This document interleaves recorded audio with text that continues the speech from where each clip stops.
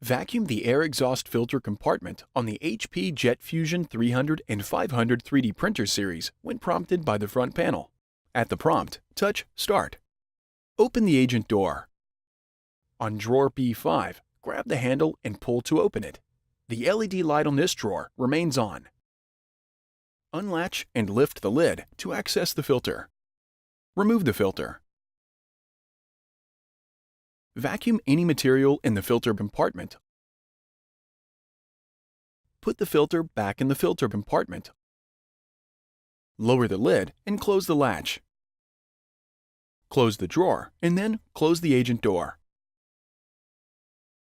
On the front panel, touch Finish and then OK to complete the process.